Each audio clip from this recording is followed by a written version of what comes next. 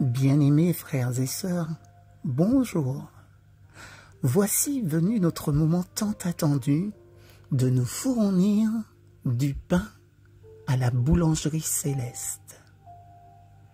Le titre de notre pain en ce jour, comme tout bon pain, nous avons du pain complet, pain de seigle.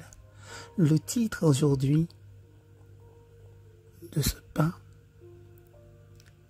la puissance venant de Dieu.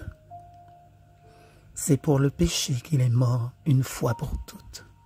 Ainsi vous-même, regardez-vous comme mort au péché et comme vivant pour Dieu.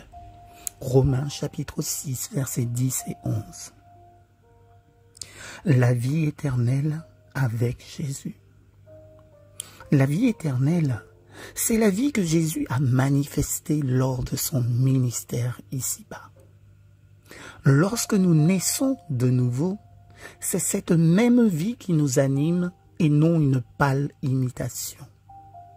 La vie éternelle n'est pas simplement un don venant de Dieu, c'est Dieu lui-même venant à nous et se donnant à nous. Lorsque nous décidons d'anéantir en nous le péché, la même puissance qui était en Jésus, ici-bas, se manifeste en nous par l'effet souverain de la grâce de Dieu.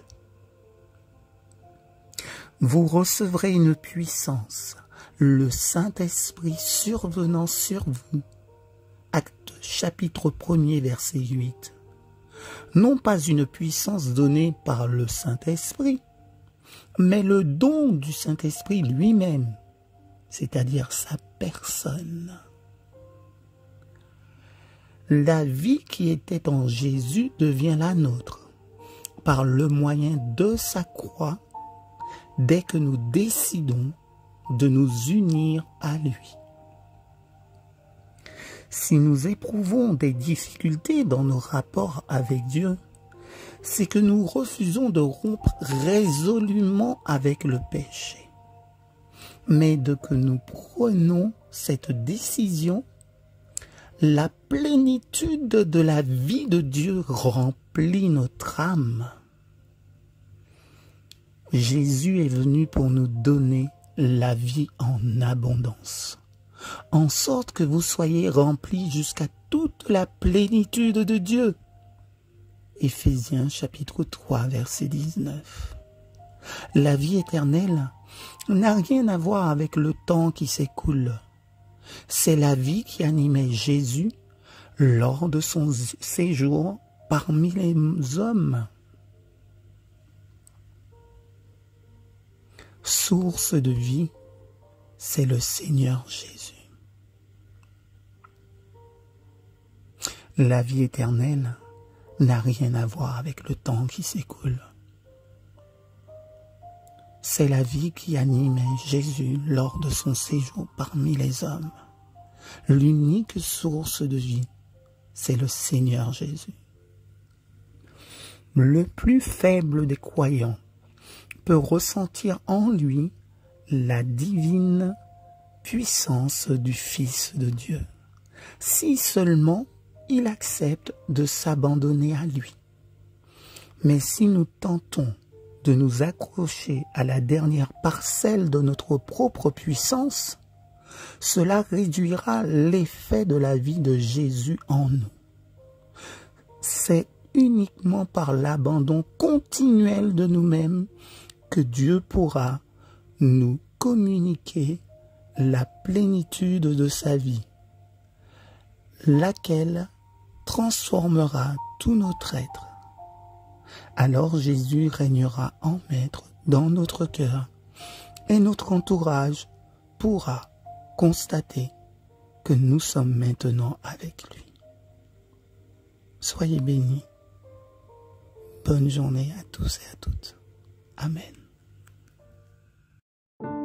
Clear the stage, set the sound and lights ablaze. If that's the measure that it takes to crush the idols, jerk the pews and all the decorations too, until the the congregation's few and has revival. Tell your friends that this is where the party ends. Until you're broken for your sin, you can't be social. Then seek the Lord and wait for what He has in store, and know that great is your reward. So just be hopeful, 'cause you can sing all you want to.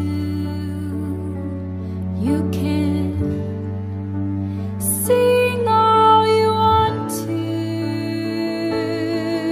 You can sing all you want to and still get it wrong.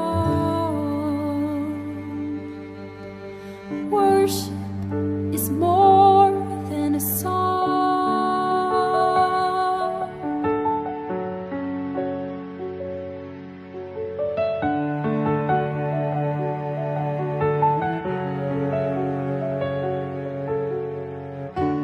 Take a break from all the plans that you have made, and sit alone at home and wait for God to whisper. Beg Him please to open up His mouth and speak. Then pray for real upon your knees until they blister. Shine the light on every corner of your life until the pride and lust and lies are in the open. Then read the Word and put to test the things you've heard, until your heart and soul are stirred and rocked and broken.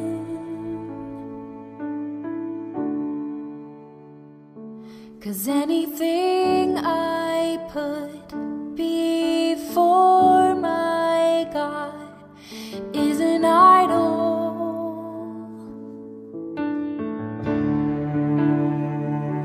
And anything I love with all my heart is an idol.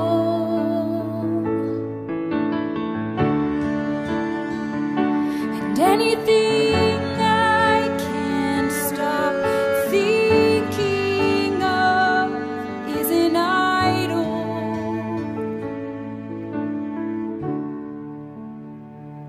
Oh, anything that I give all my love is an idol.